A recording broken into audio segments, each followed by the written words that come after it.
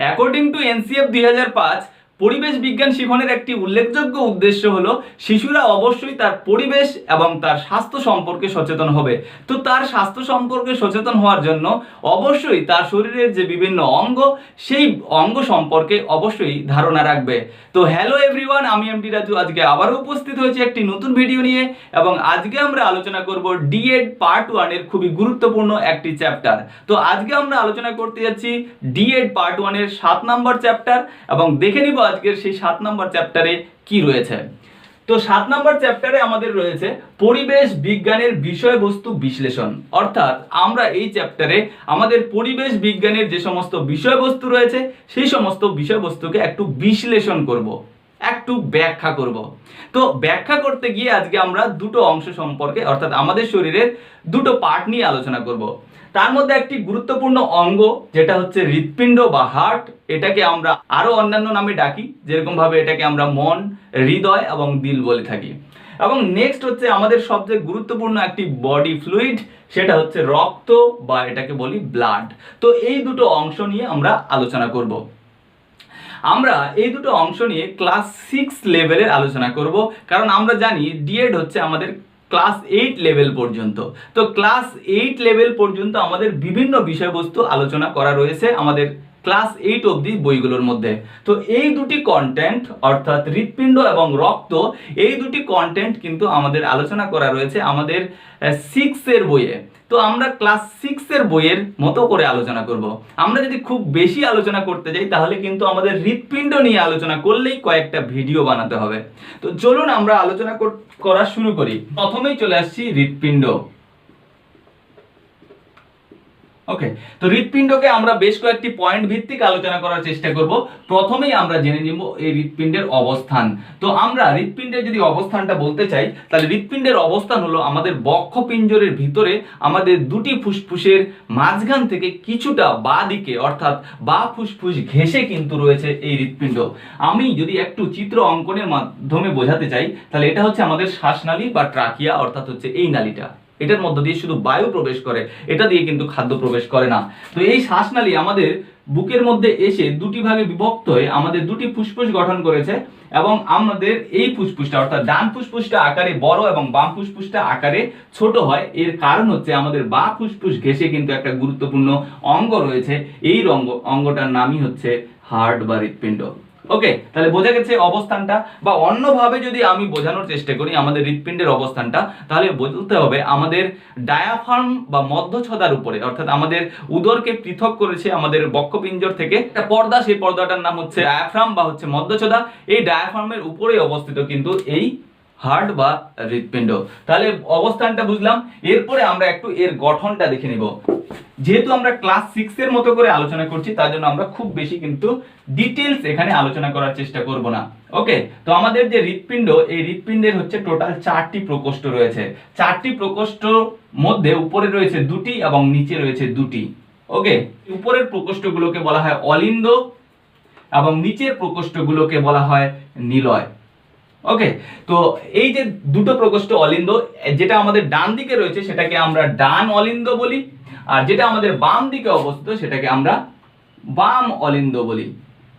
ওকে, ঠিক একই রকম নিলয়ের ক্ষেত্রে যেটা আমাদের ডান দিকে অবস্থিত সেটা হচ্ছে ডান নিলয়, এবং যেটা হচ্ছে আমাদের বাম দিকে অবস্থিত সেটা হচ্ছে বাম নিলয়। তাহলে বোঝা গেল আমাদের যে হৃৎপিণ্ড, এই হৃৎপিণ্ডের হচ্ছে 4টি প্রকোষ্ঠ।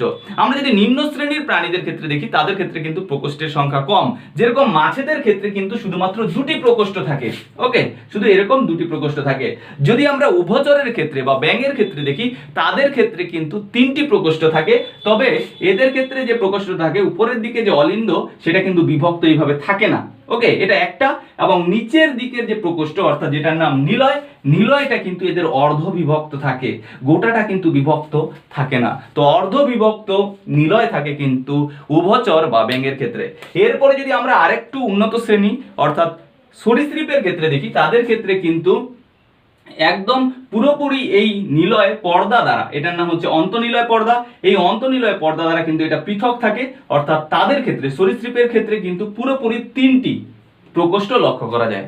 এরপরে যদি আমরা আরেকটি উন্নত শ্রেণীর প্রাণীদের ক্ষেত্রে দেখি, অর্থাৎ বিশেষ করে পক্ষী শ্রেণীদের ক্ষেত্রে, পক্ষী শ্রেণীদের ক্ষেত্রে কিন্তু 4টি প্রকোষ্ঠই লক্ষ্য করা যায়। এবং স্তন্যপায়ীর ক্ষেত্রে অবশ্যই 4টি প্রকোষ্ঠ দেখা যায়, অর্থাৎ 2টি অলিন্দ এবং 2টি নিলয় লক্ষ্য করা যায়। তাহলে আমরা বুঝলাম যে আমাদের হৃৎপিণ্ডের গঠনটা। আরেকটু বলে দিতে চাই যে হৃৎপিণ্ডের অ্যাকচুয়ালি কাজ হচ্ছে আমাদের রক্ত পাম্প করে সারা দেহে পৌঁছে দেওয়া। তো এই রক্তটা কিভাবে আমাদের পাম্প হয় সেটা একটু দেখিয়ে দিচ্ছি। আমাদের পায়ের অর্থাৎ নিচের সমস্ত রক্ত কিন্তু আমাদের দিকে একটা নালী রয়েছে যেটার নাম হচ্ছে নিম্ন মহাশিরা। এই নিম্ন মহাশিরা দিয়ে কিন্তু এখানে প্রবেশ করে, এবং আমাদের উপরের যত রক্ত অর্থাৎ মাথা থেকে উপরের যে রক্ত, সেই রক্তগুলো কিন্তু আমাদের ঊর্ধ্ব মহাশিরা দিয়ে এই জায়গাটায় প্রবেশ করে, অর্থাৎ এই জায়গাটার নাম হচ্ছে ডান অলিন্দ। এরপরে কিন্তু রক্ত চলে আসে এই জায়গাটায়, ঠিক আছে, এটার নাম হচ্ছে ডান নিলয়। তো এটা হচ্ছে আমাদের 2 নাম্বার, এখানে কিন্তু রক্ত চলে আসে। এরপরে এখান থেকে রক্তটা আমাদের চলে যায় ফুসফুসে, এখান থেকে চলে যায় কিন্তু আমাদের ফুসফুসে রক্তটা। কেন ফুসফুসে যায়? কারণ ফুসফুসে আমাদের অক্সিজেন রয়েছে, তো রক্তটার অক্সিজেন দরকার, তো অক্সিজেন নেওয়ার জন্য আমাদের চলে যায় ফুসফুসে। ফুসফুস থেকে রক্তটা আবার চলে আসে কিন্তু এই জায়গাটায়, অর্থাৎ বাম অলিন্দে। তাহলে এটা হচ্ছে আমাদের 3 নাম্বার পজিশন আমাদের হার্টের মধ্যে, এবং এইখান থেকে আমাদের রক্ত চলে আসে এই জায়গাটায়, অর্থাৎ 4 নম্বর পজিশনে। তারপরে এখান থেকে আমাদের অ্যাওর্টা বা হচ্ছে ঊর্ধ্ব মহাশ ধমনী দ্বারা আমাদের রক্ত সারা দেহে ছড়িয়ে পড়ে। তাহলে এই হলো আমাদের প্রাথমিক গঠন, অর্থাৎ বা প্রাথমিক যাত্রাপথ আমাদের রক্তের। প্রথমে এখানে প্রবেশ করে, এখান থেকে এখানে, এখান থেকে চলে যায় ফুসফুসে, ফুসফুস থেকে আবার বাম অলিন্দে, বাম অলিন্দ থেকে আবার বাম নিলয়ে, বাম নিলয় থেকে আমাদের সারা দেহে ছড়িয়ে পড়ে, আবার সারা দেহের রক্ত আবার একইভাবে প্রবেশ করবে এখানে। বোঝা গেছে? তাহলে এইভাবে আমাদের চারিদিকে রক্ত ছড়িয়ে পড়ে, এবং এই ছড়িয়ে পড়ার জন্য আমাদের কিন্তু হৃৎপিণ্ড সংকোচন প্রসারণ করে, এবং এর যে সংকোচন প্রসারণের গতি সেটা হচ্ছে 1 মিনিটে 72 থেকে প্রায় 80 বার, 72 থেকে 80 বার সংকোচন প্রসারণ করে কিন্তু আমাদের হৃৎপিণ্ড। অবশ্যই মনে রাখতে হবে। এটা কম বেশি হতে পারে, যেরকম আমরা যদি হচ্ছে দৌড়াই তখন কিন্তু আমাদের হার্ট স্পিড অনেক বেড়ে যায়, আবার আমরা যখন ঘুমাই তখন হার্ট স্পিড আমাদের কমে যায়, বা আমরা যখন আবার ভয় পেয়ে যাই তখন কিন্তু আমাদের হার্ট স্পিড বেড়ে যায়। তো এটা কম বেশি হতে পারে। ওকে, নেক্সট আমরা একটু আলোচনা করব এই যে আমাদের হৃৎপিণ্ড, এই হৃৎপিণ্ডের সংকোচন প্রসারণের ফলে দুটো শব্দ হয়। এই শব্দকে বলা হয় লাভ এবং ডাব, এবং সংকোচনকে বলা হয় সিস্টোল। হৃৎপিণ্ডের সংকোচনকে বলা হয় সিস্টোল এবং প্রসারণকে বলা হয় ডায়াস্টোল। অবশ্যই মনে রাখতে হবে ডায়াস্টোল, সিস্টোল এবং ডায়াস্টোল।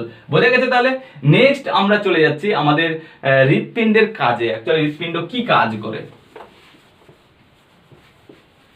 তো আমরা বলছিলাম যে রক্তকে সারা দেহে পৌঁছে দেওয়া আমাদের হৃৎপিণ্ডের কাজ, সেটা তো অবশ্যই। এছাড়াও আর কি কি কাজ করে? তো হৃৎপিণ্ডের এটাই হচ্ছে মূল কাজ, হচ্ছে সংবহন করা। রক্ত সংবহন করা হচ্ছে আমাদের হৃৎপিণ্ডের প্রধান কাজ, এবং এই রক্ত সংবহনের মাধ্যমে অনেকগুলো কাজ কিন্তু কমপ্লিট হয়, কারণ রক্তের মধ্য দিয়ে আমাদের কার্বন ডাইঅক্সাইড এবং অক্সিজেন গ্যাসের আদান প্রদান হয়, এছাড়াও আমাদের খাদ্য পরিবহন হয়। তাহলে এই টোটাল কাজগুলো কিন্তু আমাদের রক্ত সংবহনের মাধ্যমেই হয়ে থাকে। তো অ্যাকচুয়ালি আমাদের এই হৃৎপিণ্ড এই রক্ত ছড়ানোর মাধ্যমেই সমস্ত কাজগুলো কমপ্লিট করে দেয়। বোঝা গেছে? নেক্সট আমরা চলে যাচ্ছি আমাদের রক্ত বা ব্লাড, অর্থাৎ আমাদের শরীরে অনেকগুলো ফ্লুইড রয়েছে।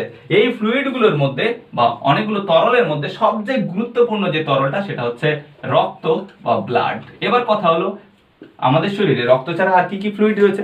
তো আমি যদি একটু বলতে চাই যে আমাদের যে হাড় বা অস্থি, এই অস্থি সন্ধির মাঝে কিন্তু একটা তরল রয়েছে, যেই তরলটার জন্য আমরা কিন্তু ঘর্ষণ বল এখানে কিন্তু অনুভব করি না। এই তরলটার নাম সাইনোভিয়াল তরল, সাইনোভিয়াল তরল।